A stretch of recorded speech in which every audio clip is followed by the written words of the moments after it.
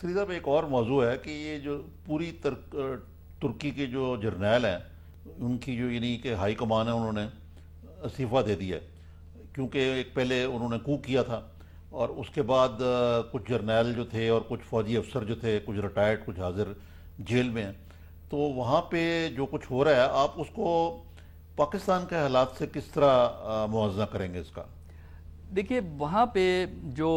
فوج کا جو کردار ہے اس کو سمجھنے کے لیے دو ایک باتیں جاننا ضروری ہیں۔ ایک تو یہ ہے کہ فوج نے 2 دفعہ کو کیا ہے، آخری کو 1980 سے 82 تک رہا، اس کے بعد سویلین حکومت بنی اور وہاں پہ نیشنل سیکیورٹی کونسل بھی موجود ہے۔ اچھا، بتدریج فوج کا کردار جو ہے وہ کم ہوا ہے، اس کی 2 بڑی وجوہات ہمیں ترکی میں نظر آتی ہیں۔ پہلی تو وجہ یہ تھی کہ جو ترکی کا سیکیورٹی فریم ورک ہے وہ کافی ایز ہو گیا ہے، یعنی سیکیورٹی، بیرونی سیکیورٹی بڑی حد تک کم ہو گئی ہے۔ دوسرا یہ ہے کہ فوج بھی وہاں کی چاہتی ہے، وہاں کی حکومت بھی چاہتی ہے کہ یورپی یونین میں داخل ہوا جائے، اور یورپی یونین میں آپ جا نہیں سکتے جب تک کہ آپ کے ہاں ایک حقیقت والا جمہوری نظام نہ ہو جس میں سویلین پرائمیسی کی ضرورت ہے۔ اس کی وجہ سے فوج نے کچھ ریٹریٹ تو کیا ہے، لیکن موجودہ حکومت سے 2 موضوعات پہ تنازع ان کے پیدا ہوئے ہیں۔ ایک تو ریلیجن کے رول کے حوالے سے فوج بالکل سیکولر ہے، اور دوسرا جو کانفلکٹ ڈیولپ ہوتا ہے وہ ڈومین کا کانفلکٹ ہے، کیونکہ فوج یہ سمجھتی ہے کہ سویلین پرائمیسی کے باوجود جو فوج کے اندرونی معاملات ہیں، پروموشن کے معاملات ہیں، اس میں سویلین حکومت کو زیادہ دخل نہیں دینا چاہیے۔ جہاں تک اس کے امپلیکیشن ہیں پاکستان کے ساتھ، وہ امپلیکیشن یہ ہے کہ ہمارے ہاں فوج کا کردار اس وجہ سے ہے زیادہ، ایک تو ہم سیکیورٹی سٹیٹ ہیں، دوسرا یہ ہے کہ سویلین کریڈیبل سویلین الٹرنیٹیو ہم کریٹ نہیں کر سکے ہیں، جبکہ ترکی کے موجودہ حکومت نے اعتراضات کے باوجود اقتصادی ترقی کی رفتار کو پچھلے 8 سال میں بہت تیز کر دیا ہے، اور بین الاقوامی ماحول بھی ان کے حق میں ہے۔ ہمارے ہاں یہ صورتحال نہیں ہے۔ اس وقت ڈومین کا جو ٹرکی میں کانفلکٹ ہے کہ یہ بات سول حکومت کو کرنی ہے یا ترکی کی فوج کو کرنی ہے، جس کی وجہ سے فوج والوں نے استعفیٰ دیا ہے، یہ وہی کانفلکٹ ہے جو اس وقت ہمیں جوڈیشری میں اور ہماری ایگزیکٹو یعنی فیڈرل حکومت میں نظر آتا ہے۔ عسکری صاحب آپ کا بہت بہت شکریہ۔ اصل مسئلہ تو پھر یہی ہوا کہ اقتصادی ترقی جو ہے وہ معراج ہے ایک سسٹم کو سٹرینتھن کرنے کی۔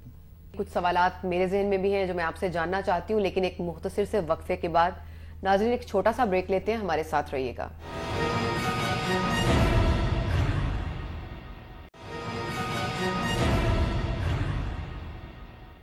واپس آنے کا شکریہ۔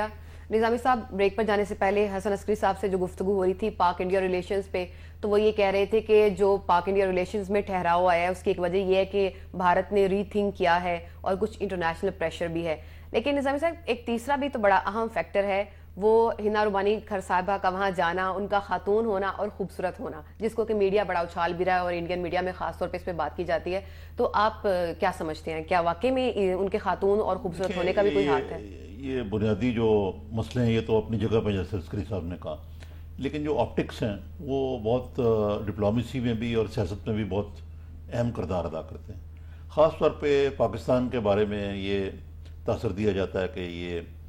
بھارت بھی خاص طور پہ کہ جی یہاں پہ طالبانائزیشن ہے، اور جناب یہاں پہ تو عورتیں جو ہیں وہ ان کا کوئی حق ہی نہیں ہے ان کو، اور ان کو کافی وہ کیا جاتا ہے، ڈسکریمنیٹ کیا جاتا ہے۔ تو اس تناظر میں ایک خاتون کا جو پڑھی لکھی ہو، روشن خیال ہو اور اپنے سٹیم پہ الیکٹ ہو کے آئی ہو، بھارت جانا اور چاہے وہ اپنی بریف کے مطابق ہی کرنا، اس سے یعنی فرق تو پڑتا ہے کہ اس سے ایک اچھا تاثر پاکستان کے سافٹ امیج کے بارے میں جاتا ہے۔ تاہم اس کا یہ مطلب یہ نہیں ہے کہ جو بنیادی بھارت اور پاکستان کے جو ایسے مسائل ہیں جو کہ اب 60 سال سے زیادہ ہو گئے ان کو،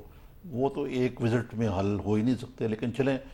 کچھ تو بریتھ آف فریش ایئر جس کو کہتے ہیں وہ تو سامنے آئی۔ اچھا نظام صاحب، پہلے جب ہم حکومت اور عدلیہ کے تنازع کی بات کر رہے تھے تو ایک بڑا سوال تھا میرے ذہن میں، میرے خیال سے ایک اہم ہے کہ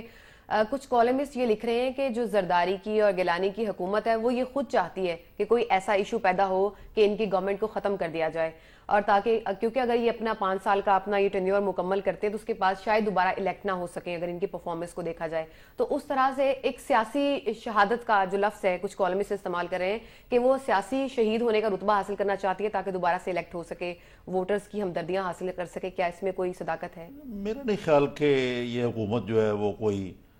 واقعی, اگر آپ کہہ سکتے ہیں یہ کہ جو اقدامات کر رہی ہے وہ واقعی بمائل خودکشی ہے, لیکن آپ نے دیکھا ہوگا کہ زرداری صاحب تو سروائیور ہیں. ہر بحران کو جب وہ ایک پریسیپس تک پہنچتا ہے یعنی انتہا تک, تو پھر وہ پیچھے ہٹ جاتے ہیں. اور ابھی بھی حالیہ جو عدلیہ والا بحران ہے, جسٹس وجی الدین صاحب تو الٹا سپریم کورٹ کو متون کر رہے تھے. تو اس میں دیکھیں. اور دوسرے اس وقت جو ہے اصل مسئلہ جو ہے وہ یہ ہے کہ موجودہ حکومت چاہتی ہے کہ وہ الیکشن, جنرل الیکشن اس وقت کرائے جبکہ مارچ میں اگلے سال سینٹ کے الیکشن ہو جائیں, تاکہ جو موجودہ سیٹ اپ ہے اس میں اس کو توقع ہے کہ اس کو سینٹ میں میجورٹی حاصل ہو جائے گی. تو میرا نہیں خیال کہ واقعی یہ دانستہ خواہش ہے کہ اپنی حکومت جو ہے وہ کسی طریقے سے ختم کروا لیں. نظامی صاحب, بابر اعوان صاحب کل ایک بیان دے رہے تھے کہ وہ رمضان میں سرائیکی عوام کو خوشخبری سنائیں گے. کیسی خوشخبری, کیا کوئی صوبہ بنانے جا رہے ہیں؟ کہ یہ صوبہ جو ہے یہ ایک معاملہ تو ہے, لیکن اس کے جو پاکستان کی جو اقتصادی صورتحال ہے اس میں اس کے کاسٹ بھی ہیں بڑی. تو ابھی اگلے روز نواز شریف صاحب نے بھی الگ صوبے کی ایڈمنسٹریٹو بنیادوں پہ حمایت کی جو ابھی تک پی ایم ایل این نہیں کرتی آ رہی تھی. تو بابر اعوان صاحب نے یہ بات کہی ہے, یہ ایک قسم کی فیلر بھی ہو سکتا ہے, لیکن آیا کہ اتنی جلدی صوبہ بن سکتا ہے, میری تو توقعات نہیں ہے کہ ایسے ہو سکے گا. اچھا نظامی صاحب, یہ جو سارے ایشوز چل رہے ہیں, گورنمنٹ کا چل رہا ہے جوڈیشری کے ساتھ یا مختلف پارٹیز کے آپس میں, تو اس سے جو عوام کے بنیادی مسائل ہیں ان سے توجہ مکمل طور پہ ہٹ نہیں گئی. جب توجہ ہی نہیں دلائے گا نہ میڈیا نہ وہ ایشوز رہیں گے تو پھر وہ سارے معاملات کیسے حل ہوں گے؟ جیسے لوڈ شیڈنگ ہے اور بہت سے مسائل ہیں. میڈیا تو ہمارا جو ہے ایک کرائسس سے دوسرے کرائسس چلتا ہے, اور زیادہ ہم اینالیٹیکل تھنکنگ جو ہے وہ کم ہے, اس کے باوجود کہ میڈیا بڑا آزاد ہے. واقعی دیکھیں, اب مثلا ہے کہ یہ خبر جو ہے کہیں دب بھی گئی ہے کہ ہم اپنے اہداف پورے نہیں کر سکے جو آئی ایم ایف سے ہم نے طے کیا تھا, اور آئی ایم ایف کا جو وفد جس نے آنا تھا جولائی کے مہینے میں وہ نہیں آیا, اور اب سپٹمبر میں جو ہمیں ٹرانش ملنی تھی وہ رک گئی ہے. اب پچھلے 3 سال میں ہمارا سارا جو اقتصادیات ہے وہ آئی ایم ایف کے پروگرام میں ہم گئے ہوئے ہیں. اگر وہی آگے نہیں چل رہا, پھر یہ تو ایک ایسی چیز ہے جو میکرو لیول پہ جو شاید عام آدمی کے سمجھ میں نہ آئے, لیکن اس کے ساتھ ساتھ آپ نے دیکھا کہ اب کراچی کے اندر کئی ایسی جو ہے اس کے بعد تیل ہی نہیں ہے, 16 گھنٹے لوڈ شیڈنگ ہو رہی ہے.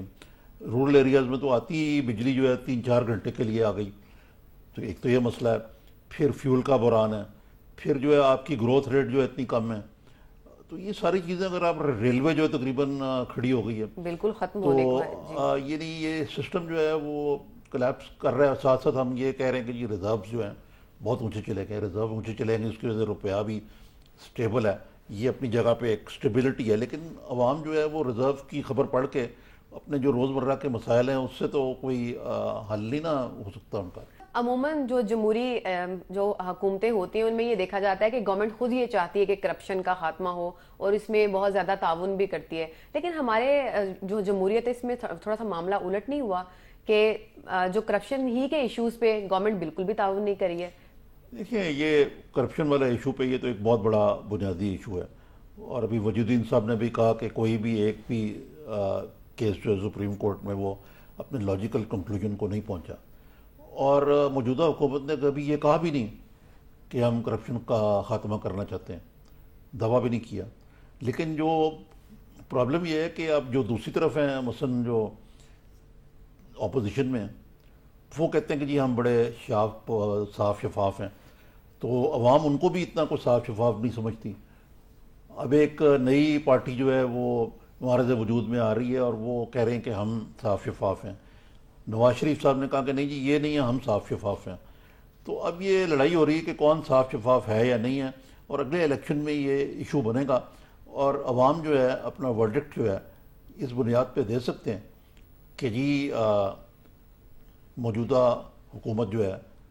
اس نے شفافیت کی بنیاد پہ کیا کارکردگی دکھائی, اور اس سے زیادہ جو میں سمجھتا ہوں کہ کرپشن سے بھی زیادہ بدتر چیز جو ہے وہ انکمپٹنس ہے، یعنی کہ اس کے حوالے سے کون جو ہے سخرو ہوا۔ فیڈرل گورنمنٹ کی آپ دہائی دیتے ہیں، پنجاب کے اندر کیا حال ہے، یہاں بھی اسٹنٹ، یعنی جو قومی خزانہ ہے اس کو لٹایا جا رہا ہے، کبھی سستی روٹی کے نام پہ، کبھی کوئی دانے اسکول بن رہا ہے، کبھی کوئی اب یہ یلو کیب اسکیم شروع ہو گئی ہے، اور اس قسم کی چیزیں جو ہیں یہ اس سے گمک سے لوگوں کو بلایا جا رہا ہے، لیکن جو گورننس ہے 60% صوبے میں وہ بھی تو کوئی بہتر نہیں ہے۔ جی نظامی صاحب آپ کا بہت شکریہ۔ ناظرین آپ نے آج کا شو دیکھا، نظامی صاحب کے تبصرے کی صورت اور مہمانوں کی گفتگو سے آپ کو اہم ایشوز کو سمجھنے میں مدد ملی ہوگی۔ آج کے لیے اتنا ہی، اگلے ہفتے تک کے لیے اجازت دیجیے، اللہ حافظ۔